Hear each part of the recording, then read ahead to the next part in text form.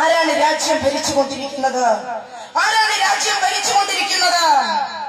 ഗുജറാത്തിനെ നോക്കി, ഗുജറാത്തിലെ അഭയാർത്ഥികളെ നോക്കി സന്താനോത്പാദക ഫാക്ടറികളാണ് എന്ന് വിശേഷിപ്പിച്ച ഒരു പ്രധാനമന്ത്രിയാണ് ഇന്ന് രാജ്യം ഭരിച്ചുകൊണ്ടിരിക്കുന്നത്.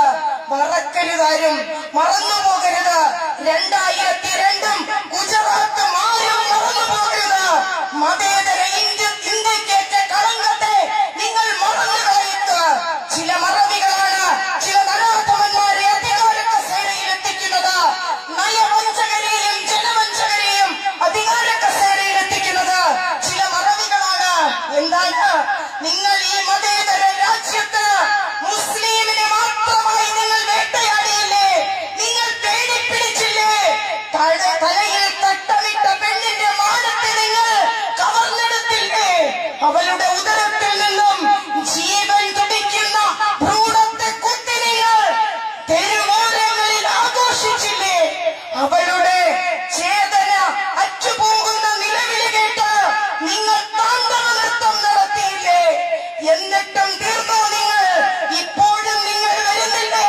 കർവാപ്പസി എന്ന് പറഞ്ഞുകൊണ്ട്, ദീപ നിരോധനം എന്ന് പറഞ്ഞുകൊണ്ട് ഇപ്പോഴും നിങ്ങൾ ജനങ്ങളുടെ മുന്നിലേക്ക് സംഘപരിവാറിന്റെ തീവ്ര ഹിന്ദുത്വ അജണ്ട നടപ്പിലാക്കുന്നതിന് വേണ്ടി നിങ്ങൾ വരുന്നില്ലേ? എന്തെല്ലാം നിങ്ങൾ ചാർത്തി?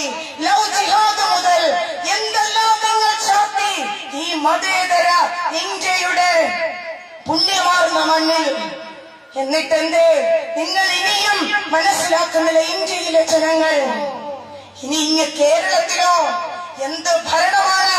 സംഘപരിവാറിന് അനുകൂലമായ എല്ലാ സാഹചര്യങ്ങളും കേരളത്തിൽ കാവിക്കളസമിട്ട രമേശൻ ചെന്നിത്തലയും മുഖ്യമന്ത്രിയും അടക്കം ചെയ്തു കൊടുക്കുന്നില്ലേ? സംഘപരിവാറിനുള്ള എത്രയെത്ര കേസുകൾ, സംഘപരിവാറിനെതിരെയുള്ള എത്രയെത്ര കേസുകൾ നിങ്ങൾ ഒത്തുതീർപ്പാക്കി കൊടുത്തു? എത്രയെത്ര കേസുകൾ നിങ്ങൾ പിൻവലിച്ചു കൊടുത്തു? നിങ്ങൾക്കെന്തേ വർഗീയ വിഷം ചീറ്റുന്ന ആയുധ പരിശീലന കേന്ദ്രങ്ങളിലേക്ക് നിങ്ങൾ ഒരു റെയ്ഡെങ്കിലും നടത്താൻ നിങ്ങൾക്ക് കഴിഞ്ഞിട്ടുണ്ടോ? ആയിരക്കണക്കിന് ശാഖകളിലൂടെ മത തീവ്രവാദം ചിരകളിൽ കുത്തിവെച്ചുകൊണ്ട് നിങ്ങൾ പുറത്തേക്ക് വിടുന്ന സംഘപരിവാർ വിഷത്തിനെതിരെ ഇവിടത്തെ നിയമം എന്ത് ചെയ്തു? നാഴികയ്ക്ക് 40 വട്ടം അധ്യാപികയുടെ പേര് പറഞ്ഞ് കേരളത്തിലെ കാസർഗോഡ് മുതൽ ഇങ്ങ്